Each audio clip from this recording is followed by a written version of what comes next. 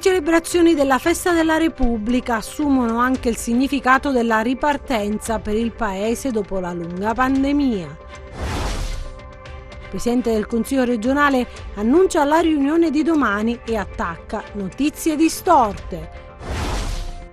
Per la prima volta nella storia a Rende viene issata la bandiera della città. Manifestazione a Catanzaro dei partiti del centrodestra, l'Italia non si arrende. Lo sport si ritrova in piazza a Crotone davanti alla sede del comune per rivendicare attenzione, non esistiamo, lo slogan.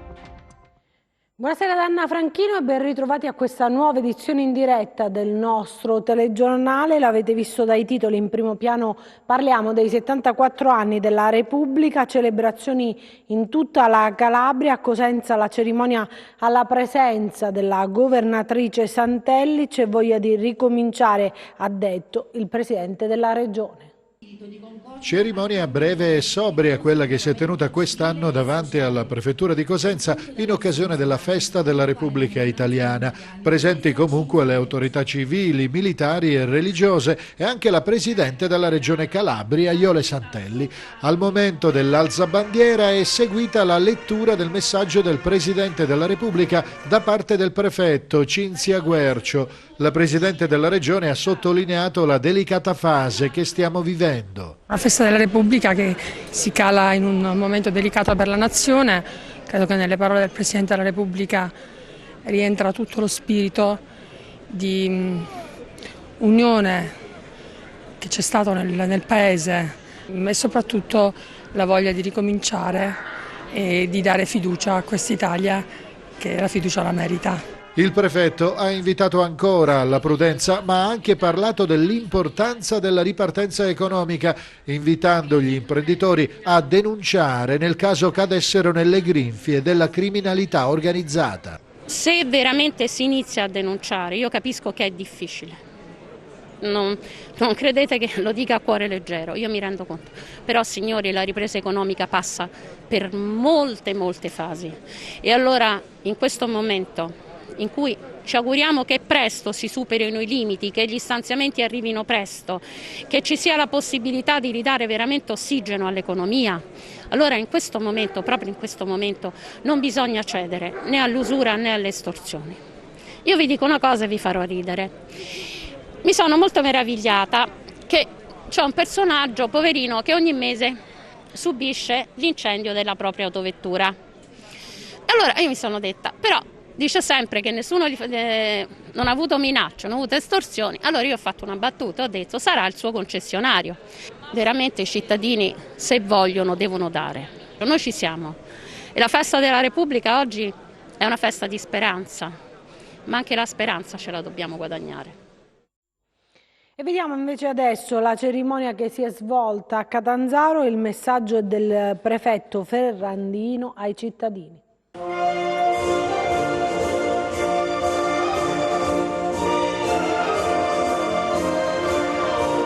Una cerimonia sobria a Catanzaro per celebrare la Festa della Repubblica. Quest'anno una ricorrenza caratterizzata dall'emergenza coronavirus che ha imposto l'osservanza delle misure di distanziamento e delle altre disposizioni anti-Covid.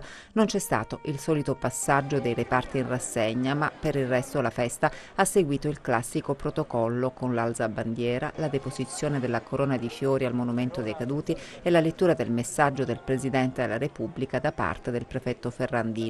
La cerimonia nella consueta cornice di Piazza Matteotti. Le parole del Capo dello Stato costituiscono sicuramente un impegno, uno stimolo e la forza per andare avanti, ma questo deve valere per tutti noi. Permettetemi una cosa, fatemi fare gli auguri di buona festa della Repubblica a tutti gli studenti, alla consulta degli studenti che oggi purtroppo non è potuta esserci e che normalmente è con noi per la deposizione della corona. Un messaggio ai cittadini: responsabilità, unità e coesione, per favore. Vediamo adesso invece la cerimonia che si è svolta a Reggio Calabria con l'ANPI che ha festeggiato proprio l'anniversario della nascita della Repubblica. O vita o morte, i partigiani erano pronti al martirio pur di liberare l'Italia dal nazifascismo. Chi è ancora in vita e quella esperienza l'ha vissuta sulle sue carni sa perfettamente, perché la conosce, cosa significhi la morte vicina. Il 2 giugno, festa della Repubblica, è la festa dei partigiani, è la festa degli eroi che hanno donato all'Italia la libertà. Pasquale Brancatisano ha 99 anni, è stato partigiano, vive a Samo, il paese dell'entroterra di Bianco, nella Locride, dove oggi l'ANPI di Reggio Calabria ha scelto di festeggiare il 2 giugno. Una manifestazione importante e partecipata che è servita per ribadire che il fronte antifascista e antinazista non aveva un solo colore. C'erano esperienze ideologiche diverse, ma con il comune denominatore della libertà, a cui diedero il loro impegno anche tante donne. La cronaca ha registrato, dopo i saluti del sindaco Bruzzaniti, la testimonianza appunto di Pasquale Brancatisano e l'intervento del presidente dell'ANPI di Reggio Calabria, Sandro Vitale. Ma anche Reggio Calabria, città capoluogo, ha vissuto il 2 giugno a modo suo. Reggio Calabria ha avuto un forte dominio fascista, ma ha saputo anche generare gli anticorpi e quindi rappresenta un simbolo. Questa festa della Repubblica quindi deve essere ancora di più quest'anno occasione per riflettere e ricordarci di quanto il Paese ha fatto nella fase 1, riscoprendo un forte senso di identità, riscoprendo un forte senso di solidarietà, di appartenenza e riscoprendo un valore essenziale che è quello dell'unità del Paese. Questi credo che debbano essere gli elementi e gli ingredienti essenziali per affrontare e superare anche la fase 2 nella piena consapevolezza che adesso c'è anche la necessità che attraverso questi sentimenti però possano arrivare anche i risultati e possano arrivare gli effetti dei provvedimenti governativi a sostegno delle famiglie, a sostegno dei cittadini, a sostegno delle imprese, a sostegno di tutto quel comparto produttivo che adesso ha bisogno della fiducia e della vicinanza delle istituzioni, non soltanto per ripartire ma anche per avere la convinzione che si supererà anche questa fase.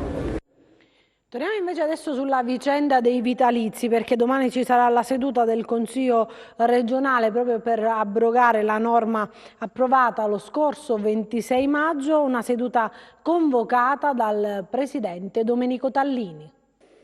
Dopo la figuraccia rimediata e il vasto clamore suscitato, i consiglieri regionali domani si ritroveranno nell'aula di Palazzo Campanella per riavvolgere il nastro. Che cosa significa? Cancellare subito la legge sui vitalizi. È stato il presidente dell'Assemblea, il forzista Tallini, a chiamare a raccolta i colleghi per riparare al grave errore di immagine e di sostanza.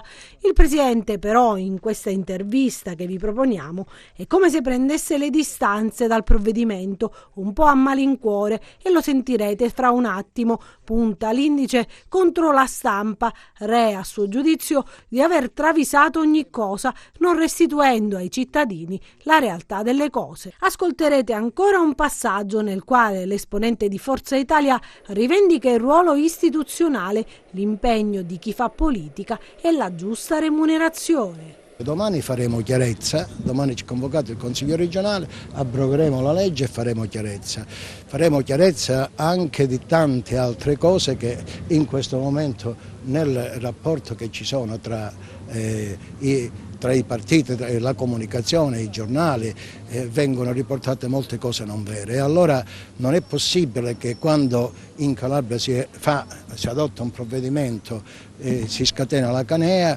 magari anche condita da molte falsità, e invece se lo fanno in altre regioni d'Italia questo non avviene. È vero che la Calabria ha problemi particolari, ma è pur vero che poi in Italia le regioni e le leggi sono uguali. La legge che introduce il sistema contributivo degli ex vitalizi, cioè un sistema contributivo che va in direzione di dare una mano a tutti quelli che si impegnano a tempo pieno a dare il loro tempo alla politica, professionisti che lasciano attività, imprenditori che lasciano la propria attività, insomma politici che si dedicano a tempo pieno alla politica vanno dignitosamente retribuiti. Ancora la politica con il flash mob a Catanzaro del centrodestra per dare voce all'Italia che non si arrende. La manifestazione è stata organizzata in maniera unitaria da Forza Italia, Fratelli d'Italia e Lega.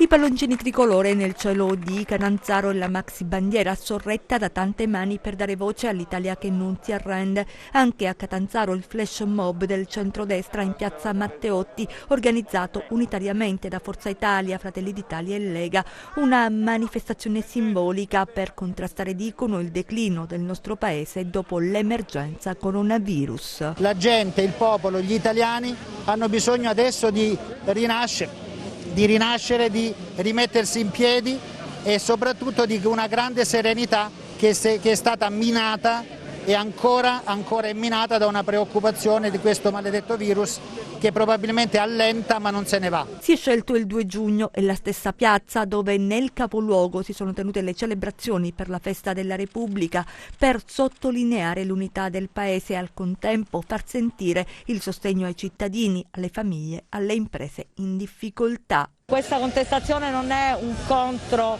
perché non ci piace contestare a prescindere, non avremmo voluto avere ragione di farlo, però purtroppo parlano i fatti, parlano le persone arrabbiate, parlano i video virali di chi ha dovuto picconare la propria pizzeria. Oggi noi che non chiediamo assistenza ma chiediamo attenzione da parte del governo perché non possiamo più aspettare, la ripartenza deve avvenire, le persone devono essere messe nelle condizioni di poterlo fare. La giornata di oggi in cui si è chiesto in sintonia con le altre piazze italiane il taglio delle tasse, preludio di una manifestazione più imponente in programma, fanno sapere gli organizzatori, il prossimo 4 luglio.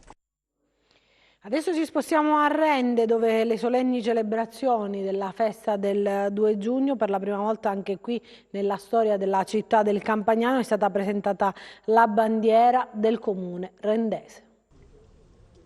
Solenne cerimonia anche a Rende per la festa della Repubblica. Per la prima volta nella storia della città del Campagnano è stata presentata la bandiera del municipio, riproduzione del gonfalone. Ecco il momento in cui viene issata dinanzi alla casa comunale.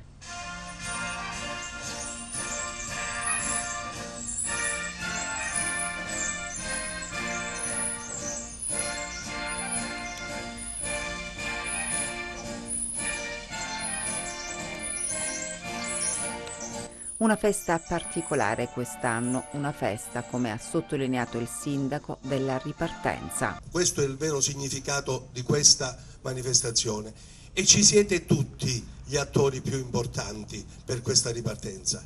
C'è l'industria, c'è il commercio, c'è la politica, ci sono tutti gli operatori che intervengono, c'è la protezione civile, c'è la Chiesa con tutte le attività e le opere che comunemente fanno verso una comunità che chiede di ripartire.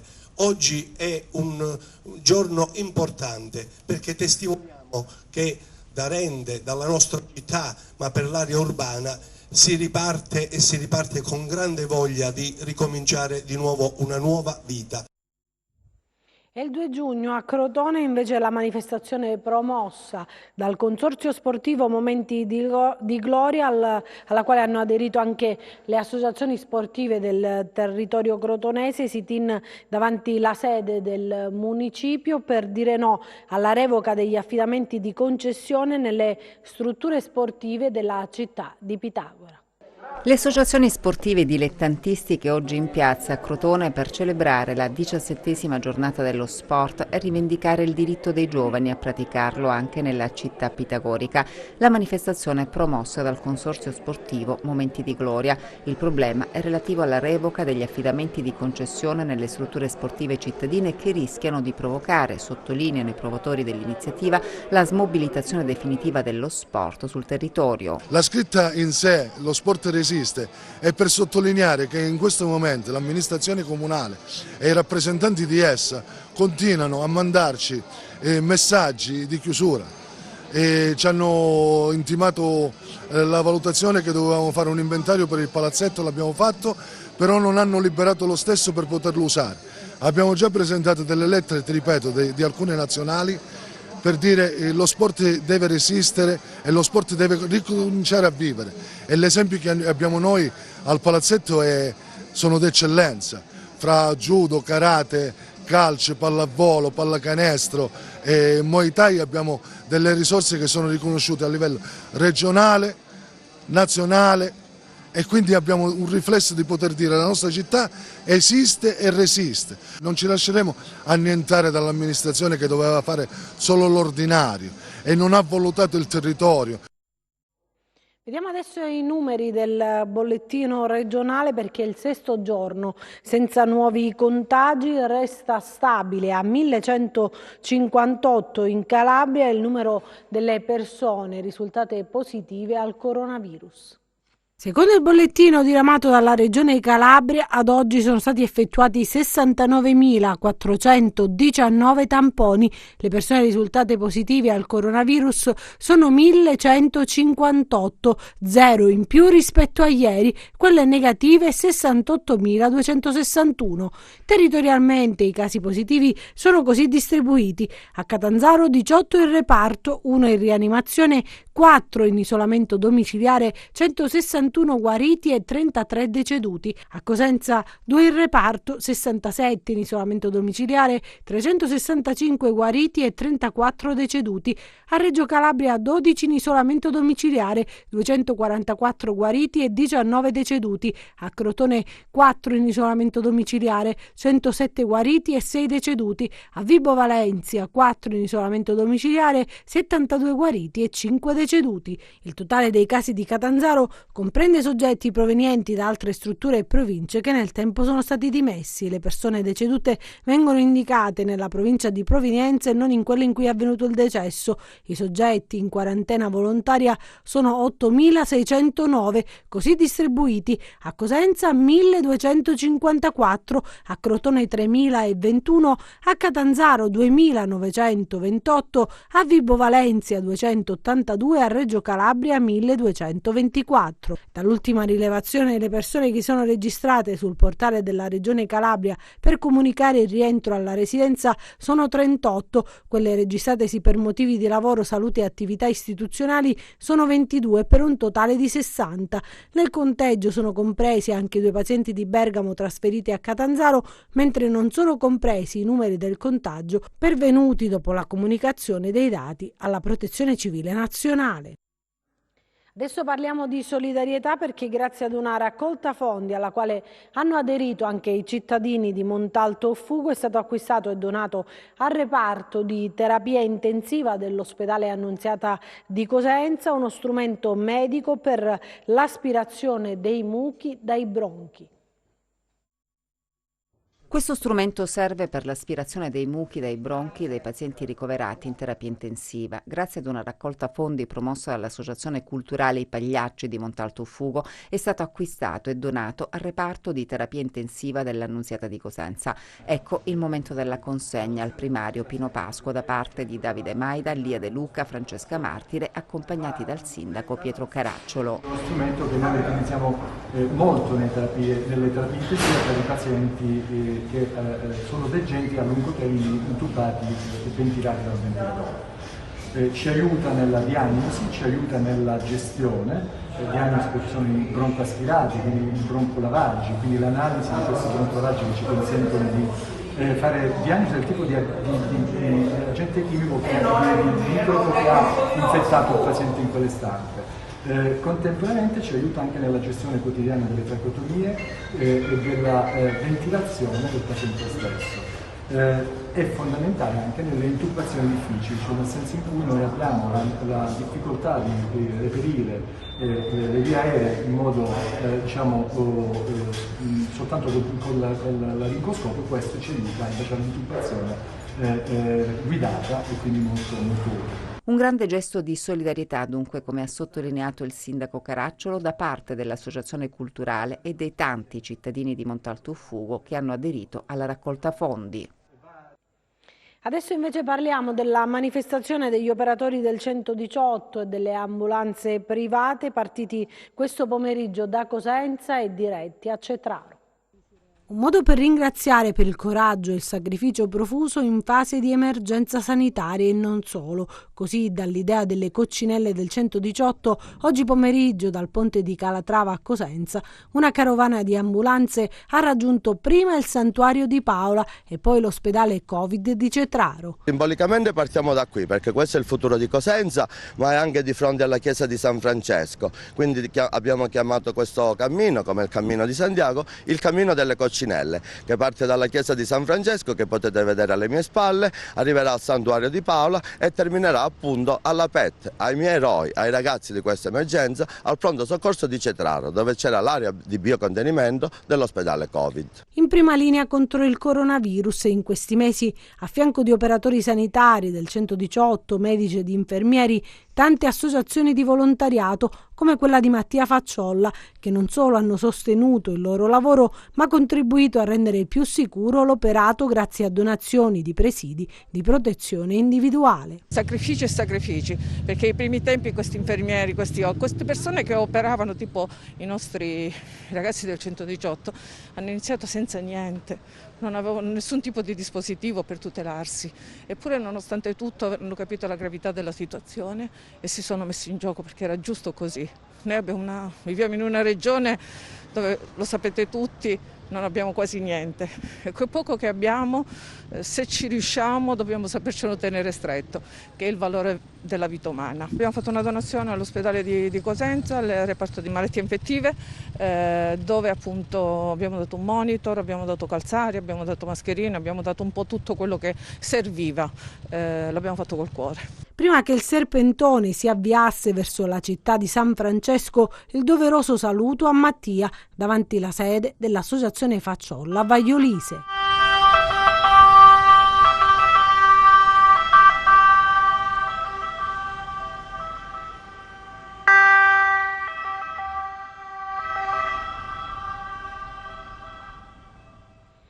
La cronaca adesso, il presunto accordo boss giudice, indagato Armando Veneto, il penalista accusato di aver fatto da intermediario in questa brutta storia. Il penalista però si difende e dice: la mia estraneità ai fatti è già stata accertata.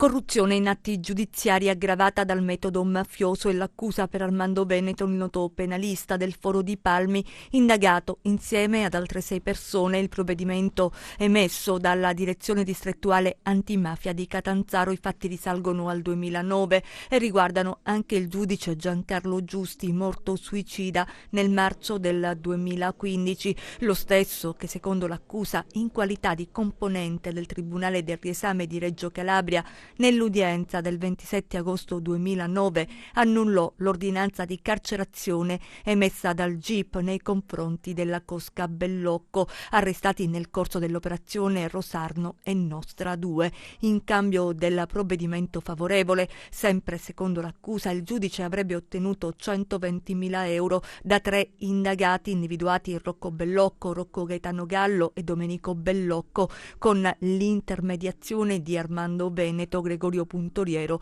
Vincenzo Puntoriero. Insomma, per i giudici avrebbero favorito il clan. Il penalista si difende e dice: di questa storia non so nulla, ho soltanto difeso, afferma Armando Veneto davanti al Tribunale del Riesame di Reggio Calabria, Rocco Gallo, che mi aveva nominato nell'agosto del 2009 revocando un altro legale. Questa vicenda, ha aggiunto, era già stata definita da parte del Tribunale di Catanzaro con l'accertamento della mia totale estraneità a qualsiasi tipo di ipotesi di corruzione. La cronaca invece adesso ci porta sul Pollino, dove preoccupa la situazione dopo alcuni atti intimidatori.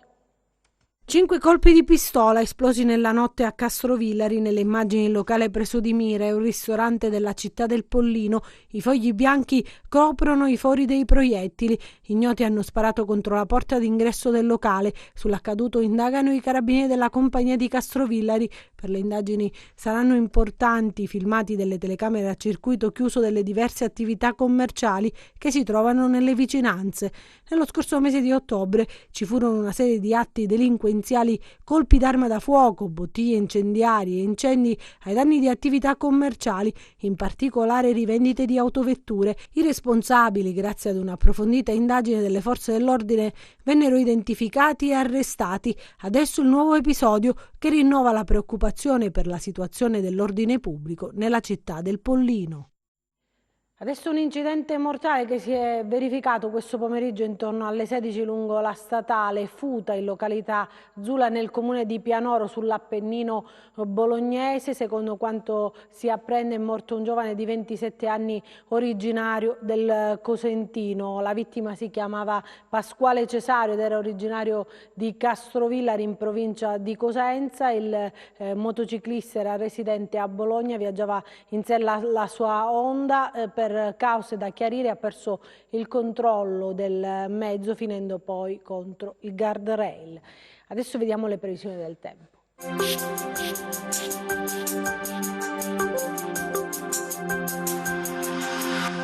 Tende ad attenuarsi la fase fresca e instabile che sta interessando da giorni il nostro territorio. È atteso tra mercoledì e giovedì un rialzo delle temperature fino a valori estivi in linea con le medie del periodo. Domani sereno o poco nuvoloso al mattino, solito aumento della nuvolosità cumuliforme sulle aree montuose durante le ore centrali della giornata, con la possibilità di piovaschi o isolati rovesci su aree del Pollino, sulla Sila con locali sconfinamenti di fenomeni, sui versanti ionici in genere, specie tra il crotonese e il catanzarese. Migliora in serata, temperature stazionarie. Passiamo a mari e venti.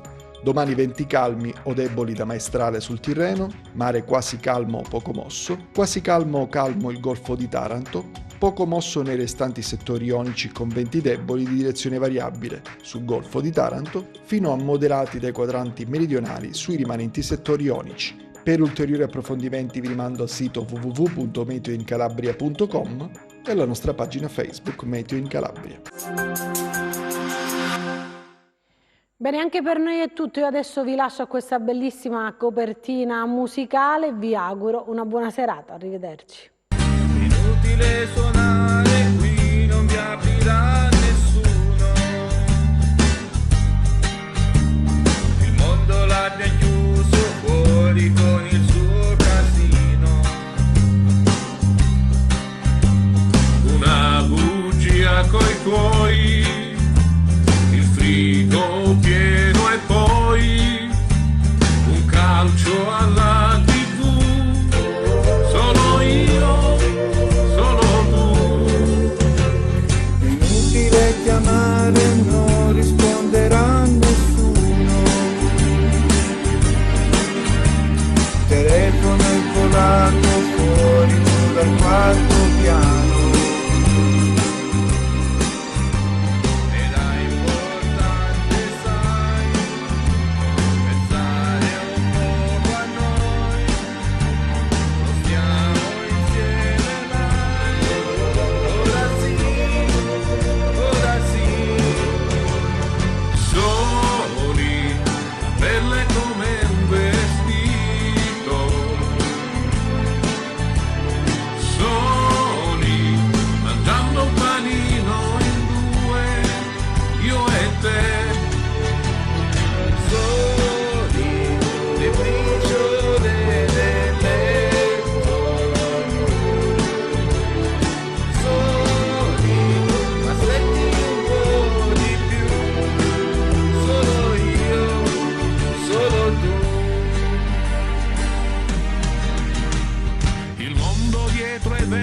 Sembra un film senza sonoro e il tuo pudore